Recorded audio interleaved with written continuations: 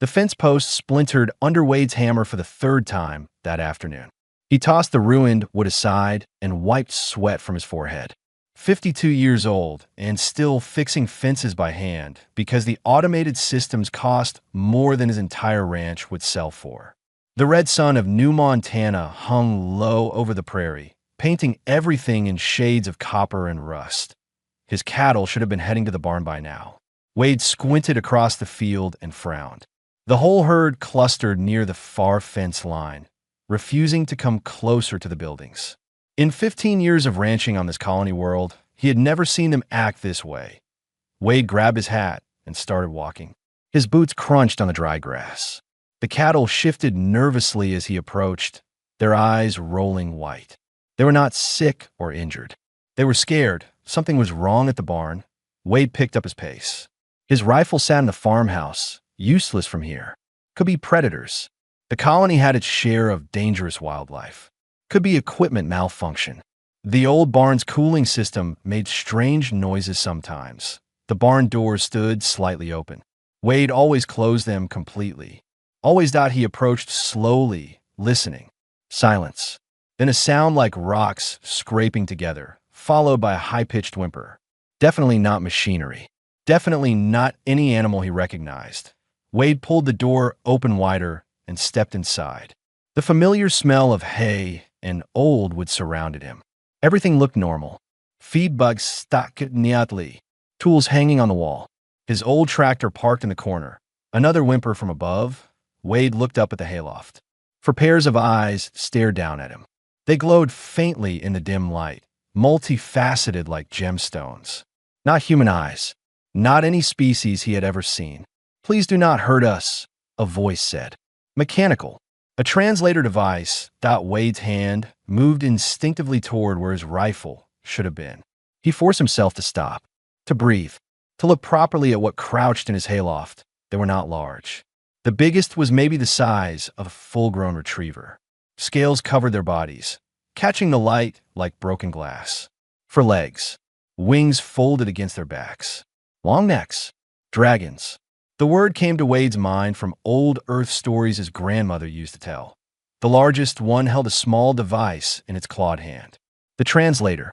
It spoke again. We mean no harm to you or your animals. We are only hiding. Hiding from what? Wade's voice came out steadier than he felt. From everyone. The dragon's eyes dimmed. Our parent is dead. Killed 3 days ago. We ran. We have been running since then. Wade noticed details now that his heart rate was slowing. The dragons were thin. Their scales were dull in places. The smallest one, barely bigger than a cat, shivered despite the warm evening. Killed by what? Wade asked. Humans. They wanted the scales. Our parent fought them so we could escape. Told us to run and hide and never let anyone find us. The dragon's voice through the translator carried no emotion, but its body language spoke clearly enough. Fear, grief, exhaustion. Why not go to the authorities? They can help you. The dragon made a sound like breaking glass. Laughter, maybe you're sobbing. Authorities will take us to facilities. We know what happens to orphan drakas. We become property, sold to collectors or research laboratories. Our species is endangered. That makes us valuable. No one protects valuable things by letting them go free. Wade had heard stories. The colony was far from the core worlds, but news traveled. Endangered species were big business. Corporations paid fortunes for rare aliens. Legal, too, if the species was classified as semi-sentient, which apparently these drakas were. So you broke into my barn. Yes, we are sorry. We will leave if you want. But please do not report seeing us. Please. The dragon shifted, and Wade saw it was shielding the smaller ones with its body, protecting them even now. The smallest dragon peeked out from behind its sibling. It looked at Wade with those strange, faceted eyes. Then it made a sound, a tiny chirp, like a baby bird. Wade felt something crack in his chest. A wall he had built after the plague took his wife and daughter. After he stopped being a father and became just a man who fixed fences and fed cattle and waited for time to pass. How old are you? He asked the largest dragon. I have 14 standard years. My siblings have 11, 8 and 6. Children. They were children. Wade rubbed his face. This was insane. Harboring endangered aliens without permits could get him arrested. Or worse, the corporations did not like people interfering with their property claims. Have you eaten? The question came out before he could stop it. The dragons went very still. Not since yesterday, the eldest admitted. Stay here. Do not make noise. Do not let anyone see you. Wade turned toward the door. You're not calling the authorities? Wade stopped. I'm getting you food. We will talk about everything else after you eat. He walked back to his house in the fading light. His hands shook as he pulled together leftovers from his kitchen. Bread, cheese, some dried meat, vegetables. He had no idea what dragons ate, but they were clearly desperate enough to try anything. When he returned to the barn, the dragons had not moved. He climbed up to the loft and set the food down. They stared at it, but did not move. Go on, Wade said. The smallest one darted forward first, grabbing a piece of bread and retreating to eat. The others followed more slowly, watching Wade for any sign of threat. They ate like they were starving, which they probably were. Wade sat on a hay bale and watched them. 4 orphaned aliens eating his leftovers in his barn. This morning, his biggest problem had been a broken fence post. Now he was looking at a decision that could change everything. The smallest dragon finished eating and moved closer to Wade. It sniffed his boot, then pressed against it, settling down like a puppy seeking warmth. Thank you, the eldest dragon said through the translator. Most would have already called the authorities. Most had not watched their children die and wished someone had been there to help. Wade said quietly as he looked at the 4 of them. Scared, alone, hunted by people who saw them as things to own. He thought about his daughter, about how she used to hide behind his legs when strangers visited, about how she trusted him to keep her safe. You can stay tonight, Wade said. Tomorrow I will figure out what to do. The eldest dragon's eyes brightened. Thank you. We will not be trouble. We can help. We can work. We can. Tonight you sleep. That is all. Wade stood up. I will lock the barn. If anyone comes, hide in that old root cellar in the corner. Understand. All 4 dragons nodded. Wade climbed down from the loft. At the barn door, he looked back. The smallest dragon was already asleep against the hay bale. The others were settling down, their scales gradually dimming as they relaxed. He locked the barn and walked back to his house. Inside, he sat at his kitchen table and stared at nothing. He was already attached, already thinking of them as his responsibility, already knowing he could not hand them over to people who would treat them like merchandise. The smart thing would be to call the Wildlife Authority in the morning. The legal thing. The safe thing. Wade looked at the photo on his shelf. His wife and daughter smiling at him from 10 years ago. Before the plague. Before he learned that safety meant nothing if you lost your soul getting there. Guess I'm not doing the smart thing, he said to the empty room. Outside, the stars came out over New Montana. In the barn, for dragons slept under his protection. Tomorrow would bring complications. Tonight, they were safe. That would have to be enough. Dawn broke cold over the ranch. Wade woke to the sound of his own heartbeat, a habit from too many years of sleeping alone. He lay still for a moment, remembering. Then he remembered the dragons that he dressed quickly and headed to the barn. The cattle were still keeping their distance, clustered nervously in the far pasture. Not good. If his neighbor Ruth noticed, she would ask questions. Ruth noticed everything. Wade unlocked the barn and stepped inside. The hayloft was empty. His stomach dropped. Had they run during the night? Had someone taken them? Then he saw the barn floor. Every tool hung neatly on the wall. The feed bags were res-tacked in perfect order. The old stalls in the back, and used for years, were cleaned out completely. Fresh hay lined them. We hope to be useful. The eldest dragon's voice came from above. Wade looked up. They were pressed against the rafters, their scales blending almost perfectly with the dark wood. Camouflage. He had walked right past them. Come down, Wade said. They dropped lightly to the floor. In the morning light, Wade could see them better. Their scales were not just one color, but shifted through blues and grays and silvers. The smallest one had a patch of gold on its chest. We need to talk, Wade said. If you're staying even temporarily, we need rules. The dragons sat, their tails curling around their feet like attentive students. First, names.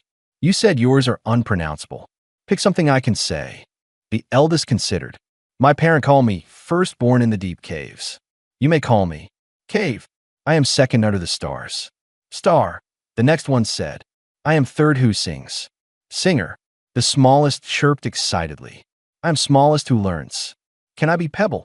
Wade felt his mouth twitch. Almost a smile. Cave, Star, Singer, and Pebble. Good. I am Wade. We know, Cave said. Your mail is addressed to Wade Harrison, 4500 North Range, New Montana Colony. You went through my mail. We needed to know who owned this place, in case we had to run again. Cave did not sound apologetic, just practical. Wade supposed that made sense. Rule 2. No going outside during daylight. At all. My neighbor Ruth has eyes like a hawk, and she will see you. We understand, Cave said. Rule 3. If anyone comes to the barn, you hide in that root cellar immediately. No hesitation. All 4 dragons nodded. Rule 4. Wade paused. You do not owe me work. You are not servants. You are just staying here. Cave tilted its head. Then what are we?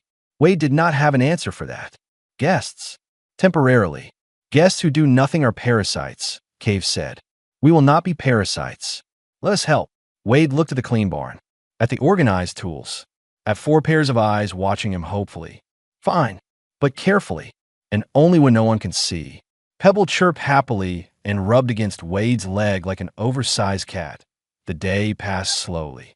Wade worked on his fences, constantly aware of the barn behind him. The dragons stayed hidden inside. He brought them lunch, dinner. They ate gratefully, but did not waste time. Cave asked questions about the ranch, about the cattle, about what needed fixing. Wade found himself answering, found himself explaining things he had not talked about in years.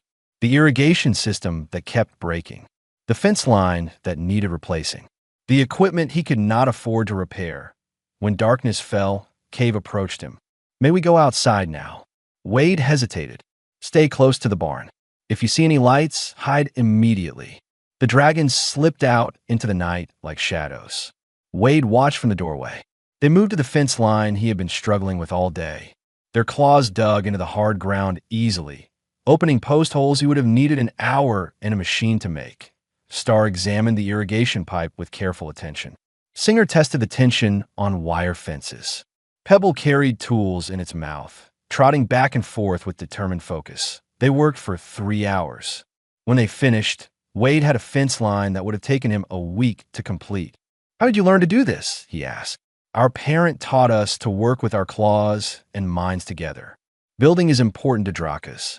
We create homes in stone and earth. This is similar, just with different materials.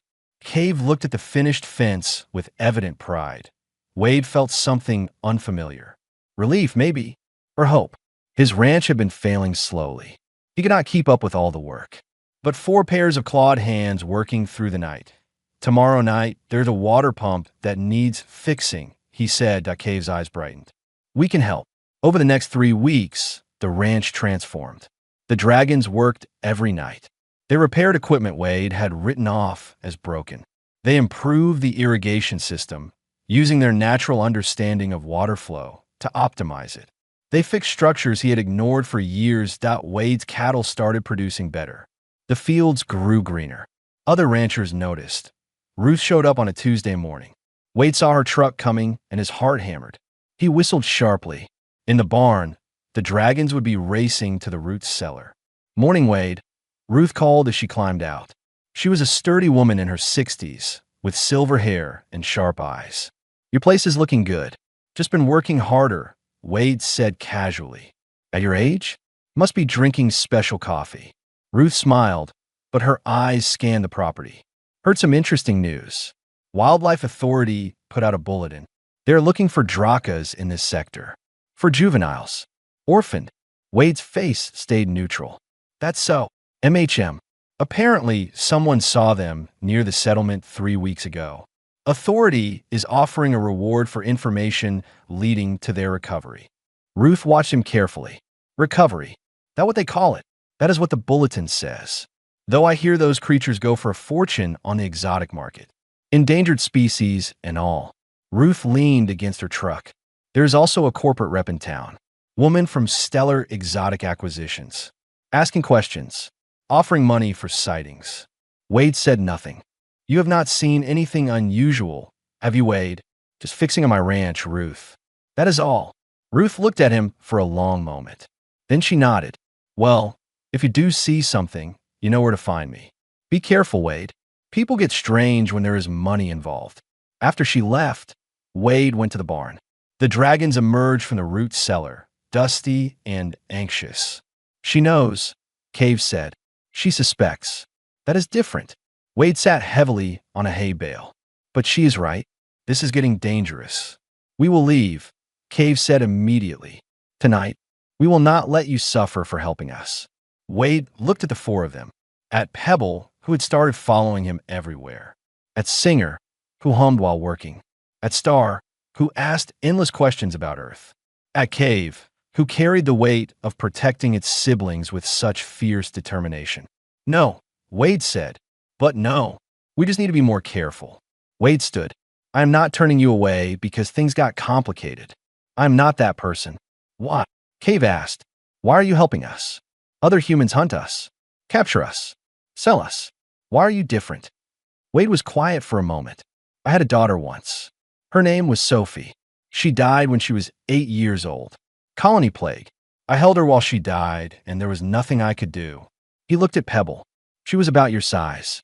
Loved to help even when she was too small to be useful. Followed me everywhere. The barn was silent. I cannot save her, Wade continued. But I can help you. That has to count for something. Pebble moved to Wade and pressed against his leg. The little dragon made soft sounds. Not words, just comfort. Wade rested his hand on its head. You are our family now, Pebble said through the translator. It was the first time the youngest had spoken in English. That is what family is. People who stay even when it is hard. Wade felt his eyes burn. He nodded, not trusting his voice. Cave moved closer. Then we stay together. All of us. No matter what comes. No matter what comes, Wade agreed. Outside, the stars wheeled overhead. In town, corporate agents asked questions and offered money. The Wildlife Authority prepared to search the area. Complications were coming like storm clouds. But in the barn, a broken man and 4 orphan dragons built something neither had expected to find again. A family, not by blood or species, but by choice, and that made it real. The photograph changed everything. Wade first heard about it from Cal, his nearest neighbor to the south. Cal drove up at sunrise, his truck kicking up dust. Wade was feeding his cattle when Cal climbed out, holding his data pad. You need to see this, Cal said without greeting. The image was blurry but clear enough. Pebble, caught in the late afternoon light, pulling a calf from the mud near the creek. The little dragon's scales glinted unmistakably. The timestamp showed yesterday at 17:43. Wade's blood went cold. Where did this come from? Delivery driver posted it on the Colonial Network last night. It has been shared 8,000 times already. Wildlife Authority contacted the settlement an hour ago. They are sending agents. Cal looked toward the barn. Want to tell me what is going on? Wade met his eyes. You gonna turn me in? That depends. Those drakas everyone is looking for. Yes. Cal nudda slowly. They dangerous? Only to broken fence posts and faulty irrigation systems. They orphans like the bulletin said. Their parent was killed by poachers. For scales. The kids ran and ended up here. Cal scratched his beard, thinking. Wildlife Authority will take them. Law says so. I know what the law says. And you're keeping them anyway. Wade straightened. I am. Cal stared at him for a long moment. Then he smiled, small and tight. Good. Law is garbage sometimes. When are the agents coming? You are not going to lecture me about regulations. Wade, I have known you 15 years. You're the most law-abiding, boring rancher in this colony. If you're breaking rules, you've got a good reason. Cal handed back the datapad. But you should know, not everyone will see it that way. Ruth is already making calls. She thinks you are endangering the colony by hiding endangered aliens without proper containment. Ruth always did follow rules too closely. And there's a corporate woman in town asking questions. offered me 5,000 credits for information about Draka locations. Wade felt sick. You tell her anything? Told her to get off my property before I introduced her to my shotgun. Kal Grinat. But others might talk. Money like that buys a lot of loose tongues. In the barn, the dragons had heard everything. When Wade entered, they were gathered together, Cave's wings spread protectively over the smaller ones.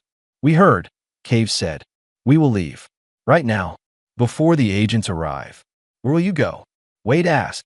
Anywhere that is not here. We will not let them punish you for protecting us. Pebble made a distressed sound.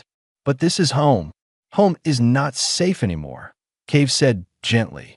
Wade looked at the four of them, at their meager possessions in the corner, at the translator device held together with wire and hope. At the family, they had become over 5 weeks of secret nights and careful days. No, Wade said. Guade, no. I am not letting you run. Not again. Wade pulled up a hay bale and sat. Cave, you said Drakas are classified as semi-sentient. What exactly does that mean? It means we are considered intelligent animals. Not people. We can be owned but cannot own property. Cannot make legal decisions. Cannot choose our own lives. But you are clearly intelligent. You speak. You reason. You have culture and history. The classification was made 40 years ago based on limited contact with adult Drakas who could not use human-style communication. Our language is subsonic. Without translators, we cannot speak to most species. So the Galactic Council decided we were clever animals. Not people. That is garbage, Kel said from the doorway. Everyone turned. He held up his hands. I am on your side. Just came to say Ruth is bringing people. You have maybe an hour. Wade stood. Get Ruth and anyone else who will listen. Bring them here. Wade, what are you planning? Cave asked. I am planning to make this official. If you're going to be here, then it is going to be in the open. No more hiding. They will take us, Stars said quietly. Maybe. But if they do, everyone is going to know exactly what they are taking. Not dangerous animals. Children. A family. Wade looked at Cave. Are you willing to speak? To show these people what you really are? Cave's eyes dimmed with fear, then brightened with something else. Determination. Yes. An hour later, Wade's yard was full of people. Rue stood at the front with 2 other ranchers. Cal leaned against his truck. A handful of settlement residents clustered near the fence. A young woman with a camera hovered at the edge. All of them looked confused and curious and suspicious. Wade stood on his porch. His heart hammered, but his voice stayed steady. Thank you for coming. I know there are rumors. Photographs. Questions. I'm going to answer them all right now. He gestured to the barn. Cave, come out. The doors opened. Cave emerged first, walking with careful dignity. Star followed, then Singer. Pebble came last, staying close to Cave's side. People gasped. Someone reached for a communicator. Before anyone calls the authorities, Wade said loudly, I want you to listen. These are the Drakas everyone is looking for. They have been living in my barn for 5 weeks. They are orphans. Their parent was murdered by poachers working for corporations that want their scales. They are illegal, Ruth said sharply. Wade, you are harboring endangered aliens without permits. You could go to prison. I could. But look at them, Ruth. Really look. Cave stepped forward. The translator device activated. My name is Cave. These are my siblings. We are not animals. We think. We feel. We remember our parent teaching us about our history, about our people's caves and songs and stories. We ran to this place because we were afraid.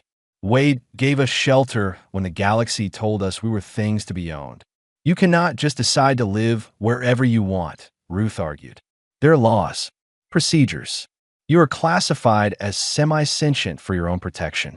Our protection, Cave's voice rose. Our parent is dead because someone wanted to sell its scales. Our species was driven from our homeworld by mining corporations.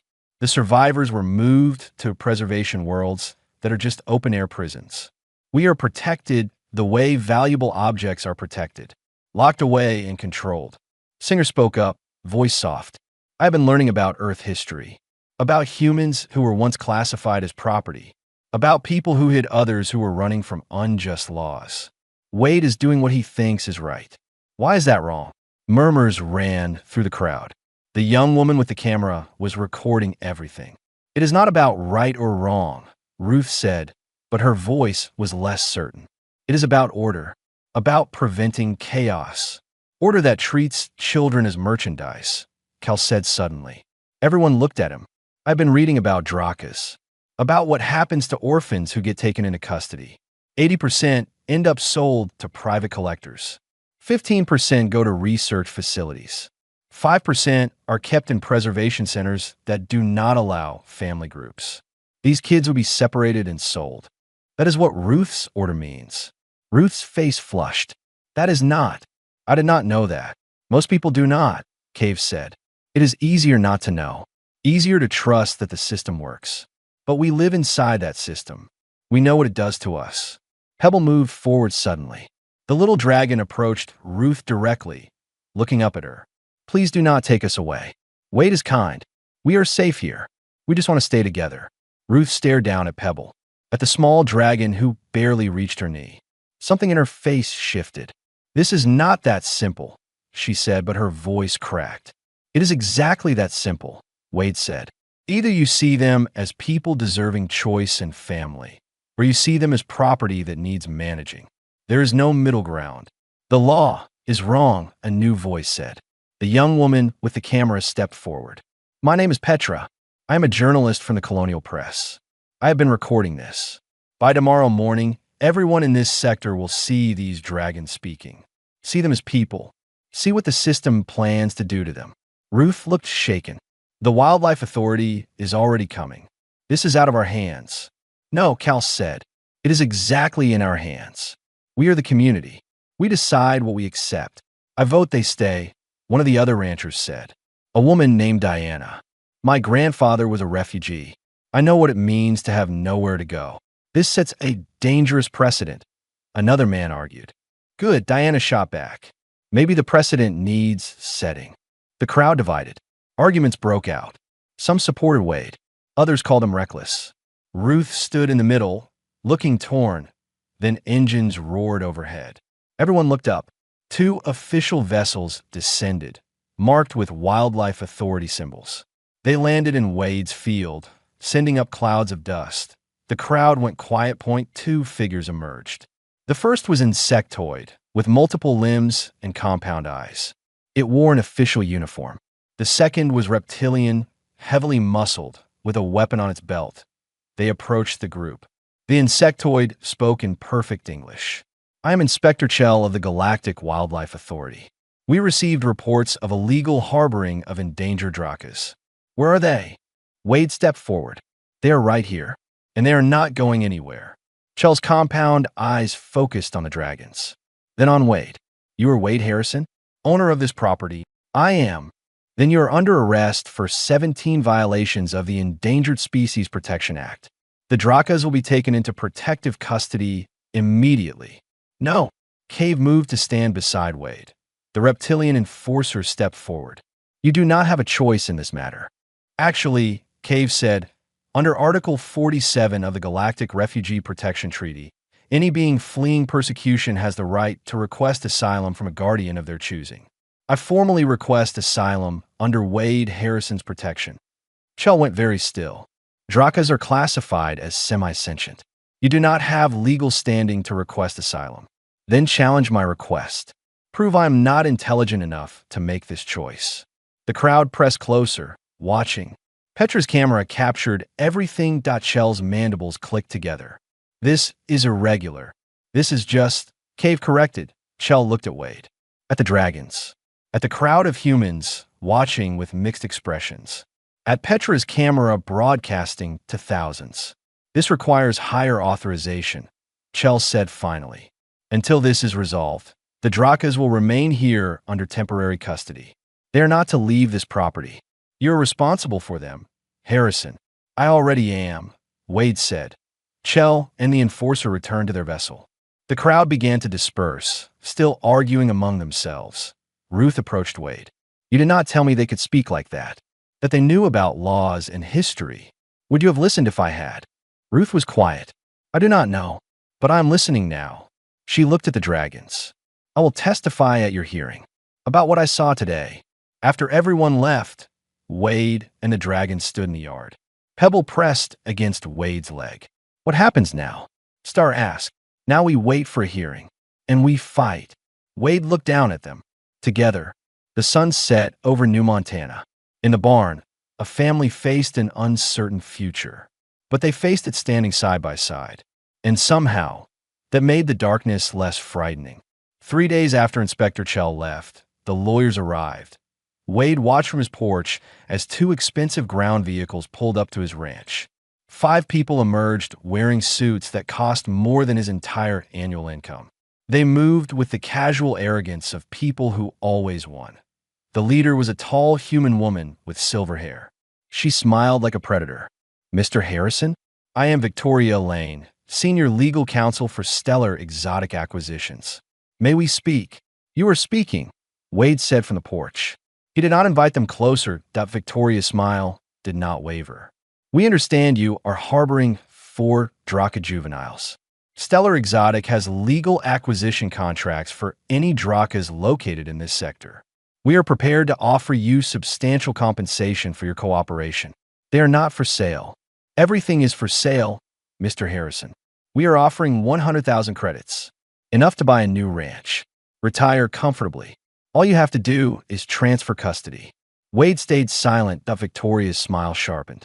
"Or we can do this the hard way. You are violating multiple laws. Your permits are questionable. Your water rights are under review as of this morning. Your equipment loans have been called in. By tomorrow, you could lose everything. Then I lose everything." The answer is still no. One of the other lawyers stepped forward. "Mr. Harrison, be reasonable. Those creatures are classified as semi-sentient fauna. You cannot keep them like pets without proper permits. The law is clear. The law is wrong." Victoria's expression hardened. "The hearing is in 5 days. Judge Torin is known for strict interpretation of existing regulations. You will lose. The Drakas will be seized. You will face criminal charges. But if you cooperate now, we can make this easy for everyone. Get off my property." Victoria nodded to her team. They returned to their vehicles. Before entering hers, she looked back. "You are making a terrible mistake, Mr. Harrison. We always get what we pay for, one way or another." The vehicles left in a cloud of dust. Ruth arrived an hour later, datapad in hand. She had changed since the confrontation. Spent the last 3 days researching instead of condemning. "I found something," she said without preamble. 30 years ago, a species called the Singers were reclassified from semi-sentient to fully sentient. It set a precedent. If we can prove the Drakas meet the same criteria, they could be reclassified. Wade led her to the barn where the dragons waited. Cave listened intently as Ruth explained. "What criteria?"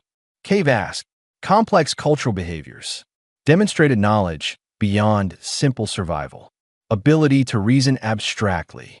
Evidence of art, mathematics, or philosophical thought."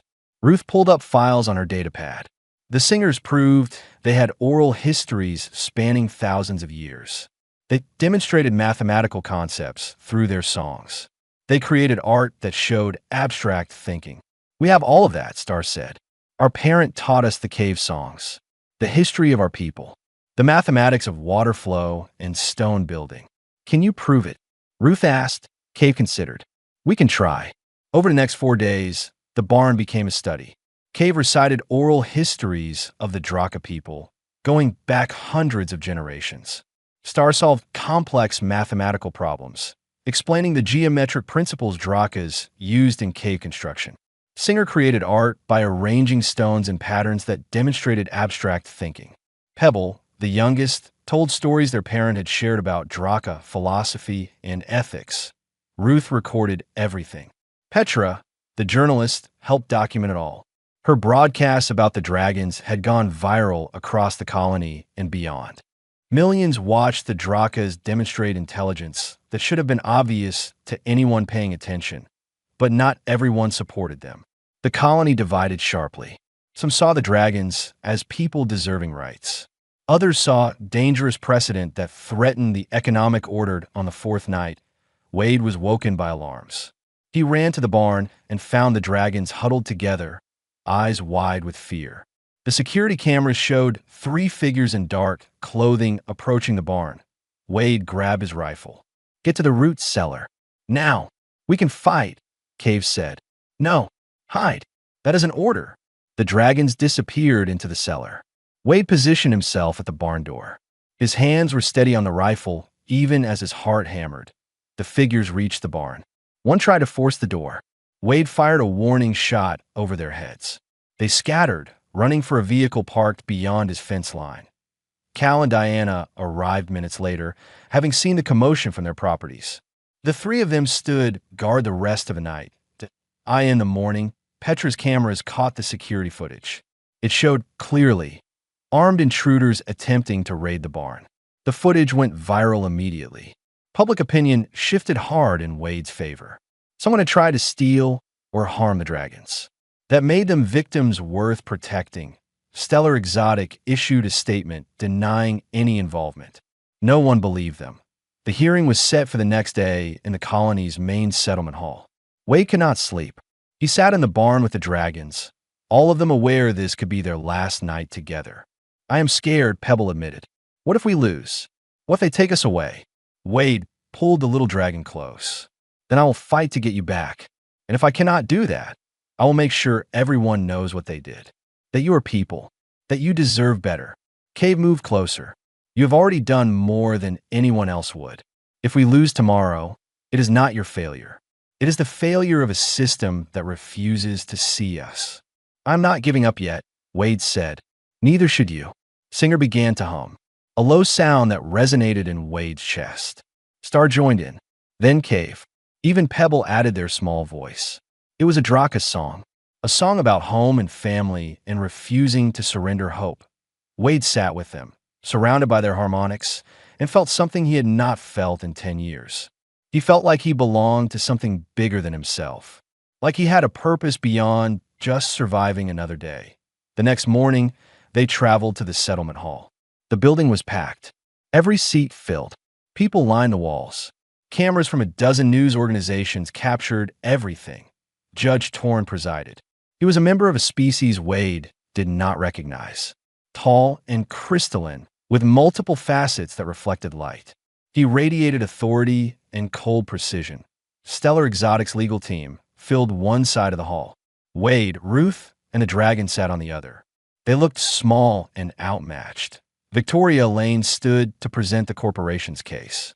She spoke for an hour, cited laws, regulations, and precedents, explained why Drakas were legally classified as semi-sentient, showed that Wade had violated 17 different statutes, argued that individual emotional attachments could not override legal frameworks designed to protect endangered species from extinction. She was thorough and convincing and completely avoided addressing whether the dragons wanted to go with them. Ruth stood to present their defense.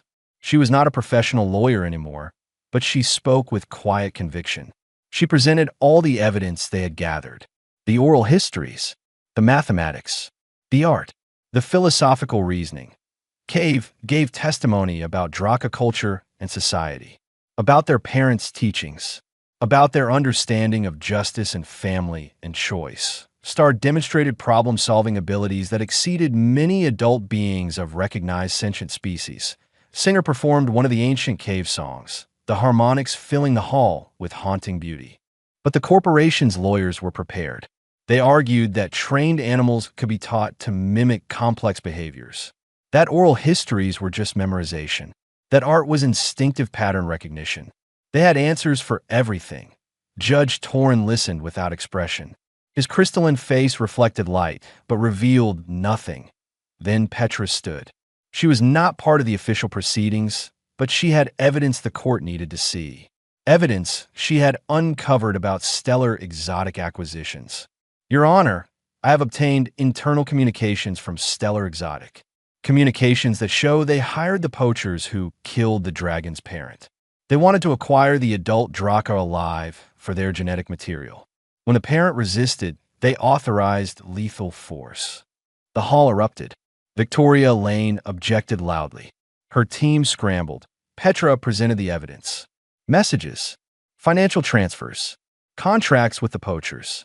all of it authenticated and verified. Judge Torin called for silence. His voice cut through the chaos like crystal striking crystal. This is a serious accusation. Can you verify this evidence? It has been verified by 3 independent analysts. The encryption keys match Stellar Exotic's internal systems. The financial transfers are traceable. This is real. Victoria Stuth. Your Honor, even if this unfortunate incident occurred, it does not change the legal classification of Drakas. The law is clear regardless of corporate malfeasance. She was right. The evidence of corporate wrongdoing was damning morally, but did not change the legal reality. Drakas were still classified as semi-sentient. The law still gave Stellar Exotic rights to them. Judge Torn looked at Wade. At the dragons. At the packed hall of people watching. This court will recess for 1 hour while I consider the evidence and arguments presented. The wait was agony. Wade sat with the dragons in a side room. Pebble shook despite the warm day. Cave tried to appear calm, but their scales shifted colors with anxiety. Finally, they were called back. The hall was silent as Judge Torrance spoke. I have reviewed all evidence and arguments. The law is clear regarding the classification of Drakas as semi-sentient fauna. Multiple precedents support this classification. Mr. Harrison has violated numerous statutes designed to protect endangered species. Wade's heart sank. The dragons pressed closer together. However, Judge Torin continued. The evidence presented demonstrates that the current classification may be outdated. The Drakas have shown capabilities consistent with full sentience. More importantly, they have demonstrated the fundamental characteristic of sentient beings, the desire to choose their own path. Victoria Lane stood. Your Honor, desire is not a legal criterion. Silence. Torin's voice was absolute. I am ordering a temporary reclassification of Drakas from semi-sentient to fully sentient, pending comprehensive Galactic Council review. Under this temporary classification, these 4 Drakas have the legal right to choose their own guardians. The hall exploded with reaction. Torin raised a crystalline hand for silence. Furthermore, I am granting Wade Harrison emergency foster guardianship of these 4 juveniles. Stellar Exotic Acquisitions is ordered to cease all hunting and acquisition activities regarding Drakas pending investigation of the evidence presented here today. Victoria Lane's face went white with fury. We will appeal immediately. That is your right. But until that appeal is heard, this ruling stands. Torin looked at Wade and the dragons. You may go home. Wade could not speak, could not process what had just happened. They had won. For now, the dragons surrounded him.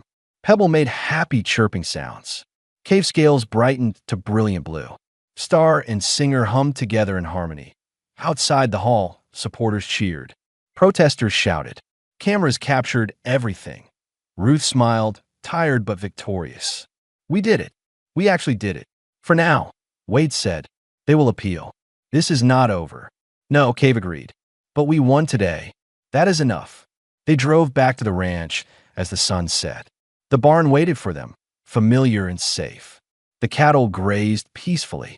Everything looked the same as it had that first night when 4 scared dragons hid in the hayloft. But everything had changed. That night, Pebble asked Wade if this meant they could stay forever. Wade looked at all 4 dragons. His family. You are home. No matter what happens next, you are home. And for tonight, that was enough. The ranch became famous overnight. News of Judge Torin's ruling spread across the galaxy at light speed. Wade's simple barn, his modest fields, his quiet life all became symbols of something larger. Resistance against corporate exploitation. Recognition of personhood beyond narrow definitions. And with fame came consequences. The first Draka arrived 2 weeks after the hearing. An adult, scarred and cautious, approached the ranch at twilight. Cave spotted them from a barn and called for Wade. The adult Draka was larger than Wade expected, nearly the size of a horse, with scales that had lost their shine from years of hard living. They carried a young one on their back. I am Granite, the adult said through a worn translator. I heard about this place, about the human who protected orphans. My child and I have been hiding for 3 years. I heard we might be safe here. Wade looked at Cave. The young dragon nodded. You are safe here, Wade said. Within a month, 7 Draka families had arrived. They hid in the hills beyond Wade's property, coming to the barn at night for food and news. Wade's small ranch became the center of an underground network of Drakas seeking freedom. Ruth helped coordinate. Cal and Diana donated supplies. Petra documented everything, her broadcast showing the galaxy what Draka communities looked like when they were allowed to live freely. But Stellar Exotic was not idle. Their appeal to the Galactic Council moved forward with frightening speed. They had unlimited resources and lawyers who knew every loophole in galactic law. Their argument was simple and effective, allowing individual judges to reclassify species based on emotional cases would collapse the entire framework of interspecies law. Chaos would follow. They were not entirely wrong. If every endangered species could claim full sentience to avoid protection regulations, the system would break down. The question was whether protecting the system mattered more than protecting people. Victoria Lane appeared on news programs across the galaxy. We sympathize with Mr. Harrison's emotional attachment, but law cannot be based on sentiment. Drakas are endangered. Without proper oversight, they could go extinct. Our protocols exist for their own good. She never mentioned the poaching, never addressed the corporate exploitation, never acknowledged that most Drakas in protective custody ended up in private collections. The public was divided. Some saw Wade as a hero. Others saw him as dangerous. The debate raged across colonies and worlds. Then the economic pressure began. Wade's equipment loans were called in. His water permits were challenged. Inspectors found violations in his ranch operations that had existed for years but were suddenly urgent. Supplies he ordered were delayed or canceled. Businesses stopped selling to him. Cal and Diana faced similar pressure. Anyone who helped Wade found themselves targeted. "They're trying to make an example of you," Ruth said one evening. She had been researching corporate tactics. "They want to show that defying them costs everything." Wade sat on his porch, looking at his fields. The ranch he had built over 15 years was crumbling. He was running out of money, running out of options. Inside the barn, the dragons worked on their testimony for the Galactic Council. They were practicing their arguments, preparing evidence, getting ready for the fight that would determine their future. Pebble noticed Wade's mood and came to sit beside him. "Are you giving up?" "I'm tired, Pebble. That is all." "That is not all. You are scared we are not worth the cost." Wade looked down at the young dragon. "That is not true." "Then what is wrong?" Wade sighed. "I am one human on a frontier ranch. They are a massive corporation with infinite resources. How do we win this?" "The same way we won before. By telling the truth. By showing them we are people." Pebble leaned against him. "You taught me that sometimes the right thing is hard. That does not make it less right." Cave emerged from a barn. Petra had just sent a message. "The Galactic Council hearing is scheduled for next week. We need to travel to the council station." "All of you?" Wade asked. "All of us. They want to see us. Question us. Determine if we are truly sentient or just well-trained animals." Cave's voice was bitter. "We have to prove we are people." As if speaking and thinking and feeling were not proof enough. The journey to the council station took 3 days on a commercial transport. Wade sold his remaining cattle to pay for the tickets. The dragons traveled in a cargo hold modified for their comfort, but Wade saw the looks from other passengers. Fear, curiosity, disgust. They were still seen as things by many. At the station, they were met by dozens of protesters. Some supported the Drakas. Others carried signs calling for strict enforcement of species classifications. Security kept the groups separated. The hearing chamber was enormous. Representatives from hundreds of worlds filled the seats. The Galactic Council sat on a raised platform, 12 beings from 12 different species. They looked down at Wade and the dragons with expressions ranging from curiosity to cold calculation. Stellar Exotic's legal team filled half the chamber. Victoria Lane sat at their center, confident and prepared. But Wade noticed something else. Representatives from other species classified as semi-sentient filled the gallery. Beings who lived in the gray area between recognized people and protected fauna. They watched the proceedings with desperate hope. The council spokesperson was a being of pure energy contained in a crystalline matrix. Its voice resonated through the chamber. This hearing will determine whether the temporary reclassification of Drakas from semi-sentient to fully sentient should be made permanent. Both sides will present evidence. We will question the Drakas directly. Then we will decide. Victoria Lane stood first. Her presentation was masterful. She showed graphs of endangered species extinctions, explained how protective regulations had saved dozens of species from destruction, argued that emotional cases could not override systematic frameworks designed through centuries of careful negotiation. If we allow every species to claim full sentience to avoid protection protocols, we open the door to exploitation, she said. Poachers will use this precedent to argue their targets are choosing to be hunted. Smugglers will claim their cargo wants to be sold. The entire framework of interspecies protection will collapse. The council members nodded. Several took notes. Victoria was winning. Then it was Ruth's turn. She presented the evidence they had gathered, the oral histories, the mathematical proofs, the art, the philosophical reasoning, everything that demonstrated Draka intelligence and culture. But the council had seen similar presentations before. Smart animals could be trained. Complex behaviors could be instinctive. The bar for full sentience was deliberately high. Finally, the council questioned the dragons directly. They asked Cave about Draka history. Cave recited genealogies going back 300 generations, explaining the significance of each era. They asked Star about mathematics. Star solved problems that would challenge most sentient species, explaining the reasoning clearly. They asked Singer about art and culture. Singer performed a Cave song and explained its meaning, its context in Draka society, its evolution over centuries. Then they questioned Pebble. The young dragon was nervous, scales shifting colors rapidly, the council's energy being focused on them. Young one, what is your understanding of why you are here? Pebble's voice was small but clear. You need to decide if I am a person or a thing. And which do you believe you are? I am a person. I have thoughts and feelings and dreams. I remember my parent. I love my siblings. I'm scared sometimes and happy sometimes. I learn new things every day. I do not understand why that is not enough. Many animals feel fear and happiness. Many can learn. What makes you different? Pebble was quiet for a moment. Then they said, I know I will die someday. I think about what happens after. I wonder if I will see my parent again. I hope I will. Animals do not hope. They do not wonder. They do not imagine futures they will never see. I do. That makes me a person. The chamber went completely silent. The council members looked at each other. The energy being dimmed thoughtfully, Victoria Lane stood. Your Honor's philosophical speculation is not a legal criterion for silence, the spokesperson said. We are not finished. They turned back to Pebble. What do you want? If you could choose your future, what would it be? I want to stay with Wade. I want to learn about Earth and dragons and all the things I have not seen yet.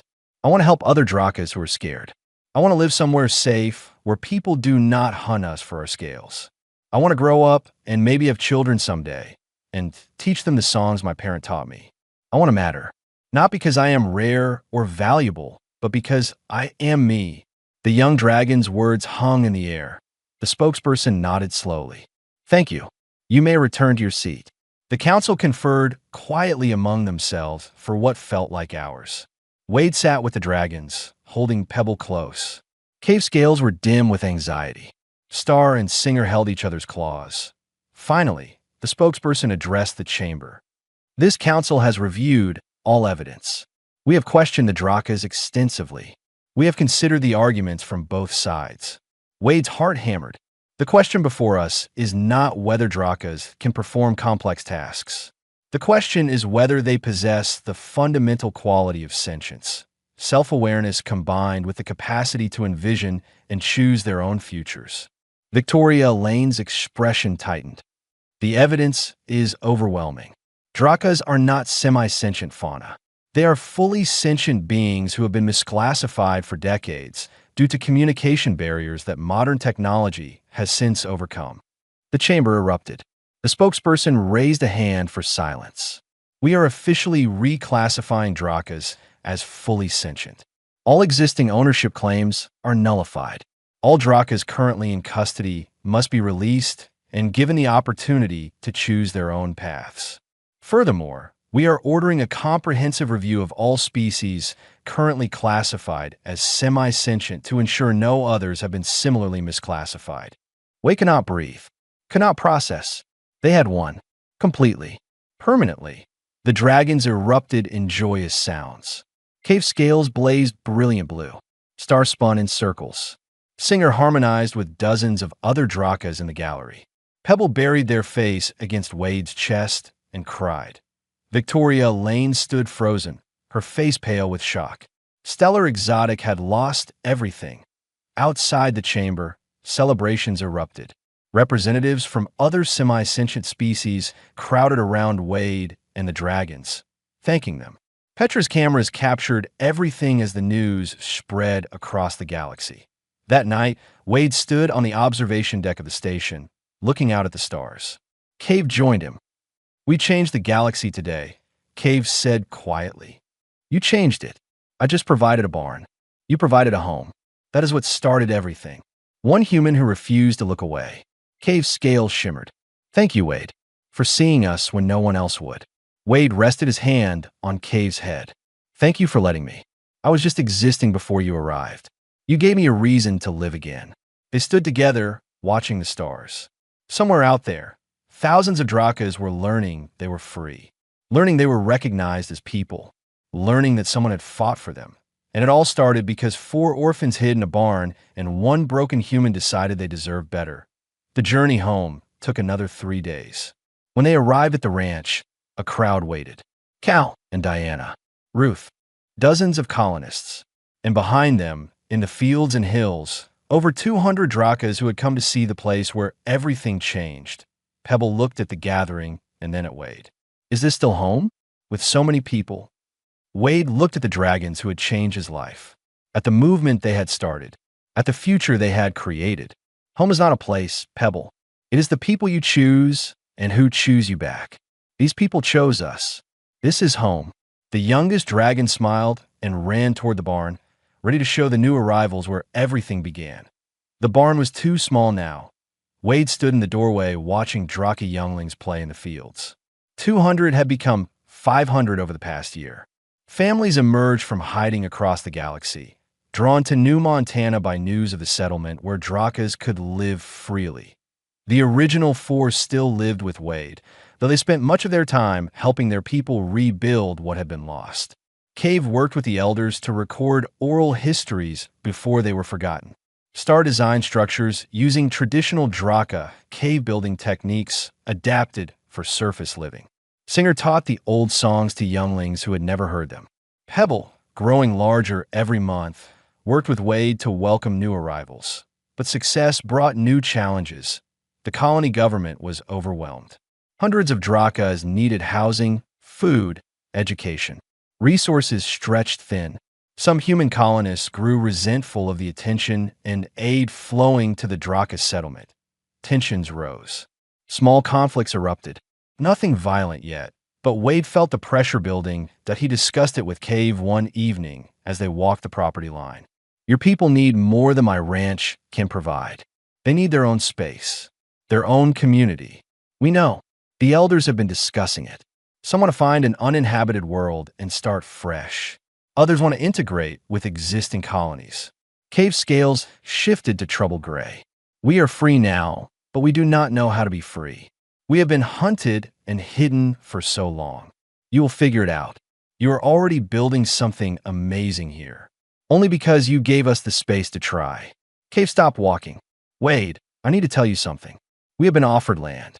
A whole continent on a frontier world called Haven.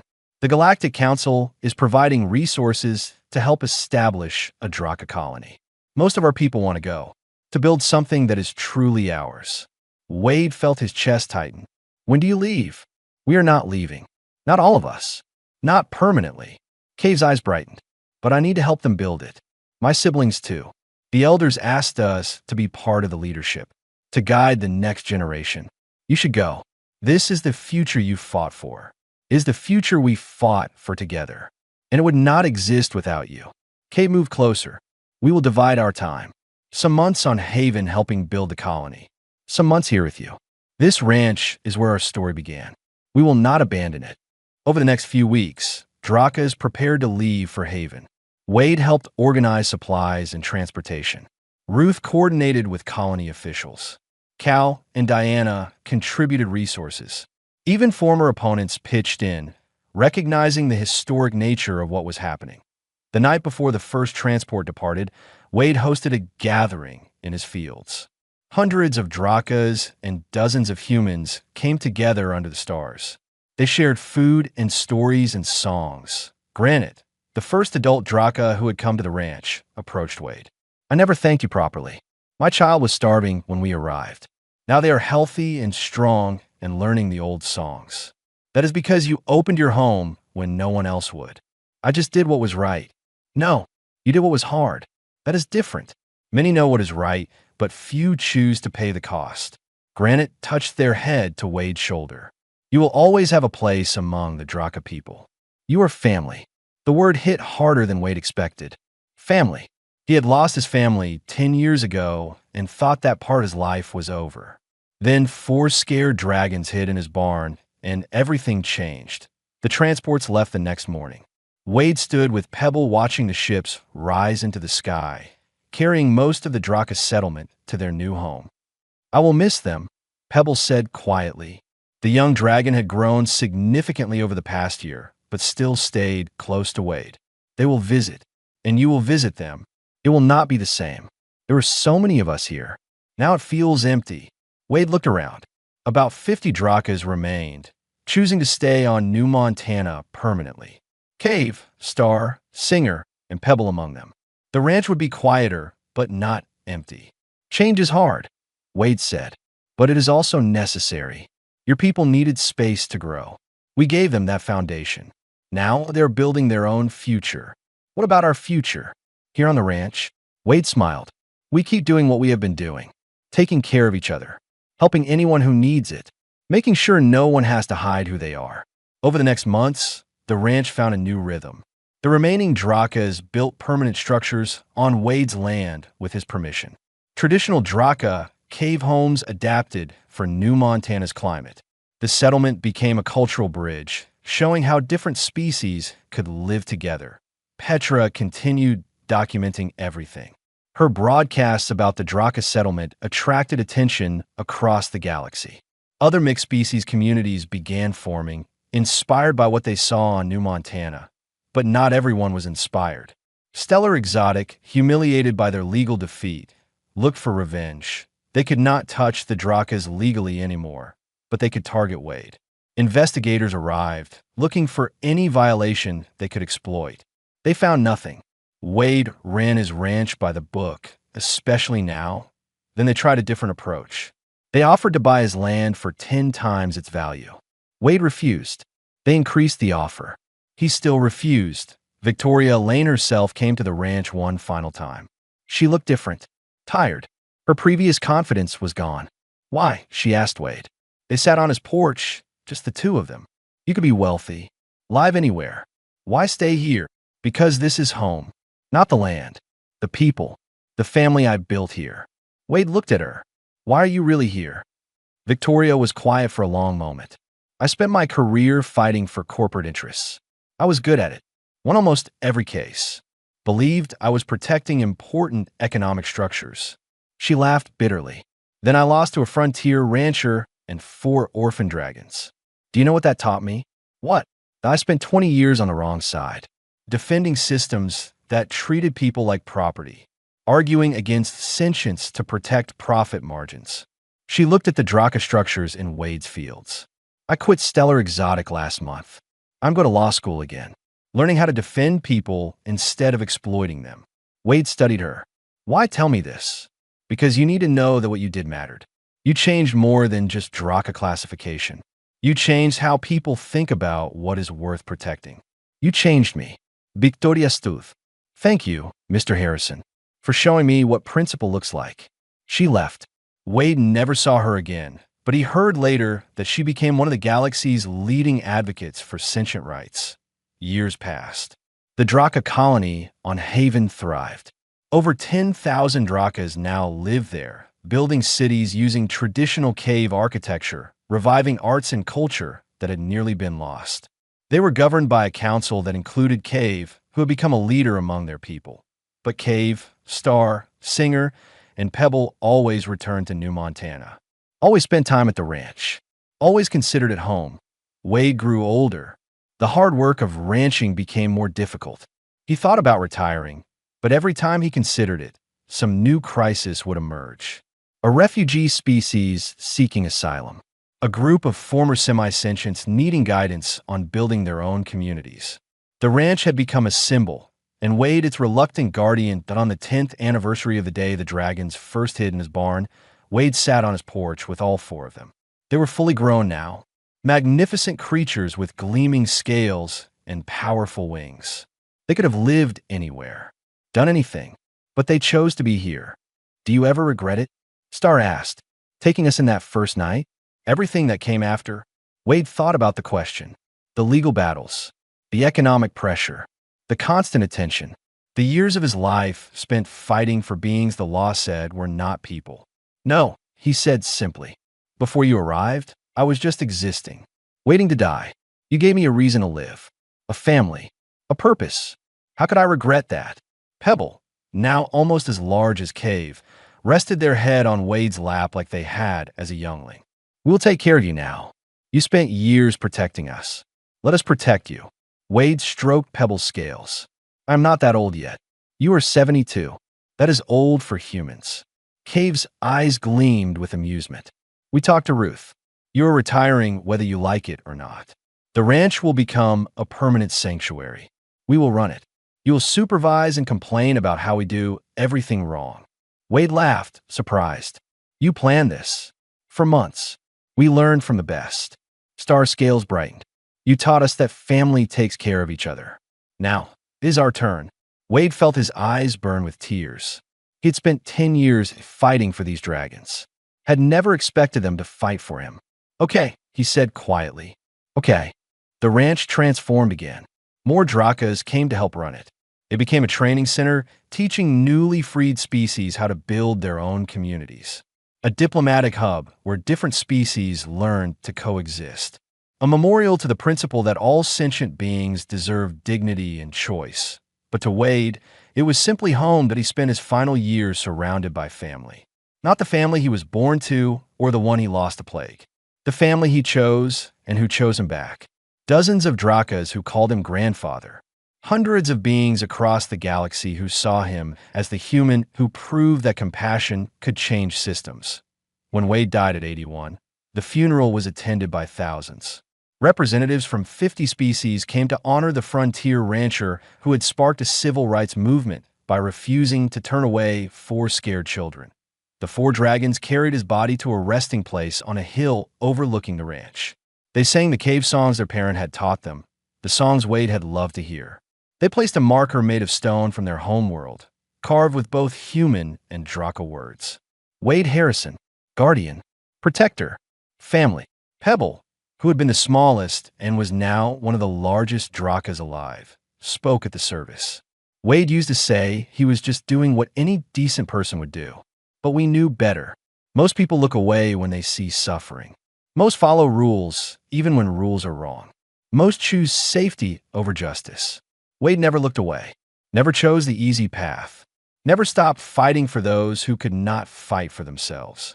He taught us that family is not about blood or species.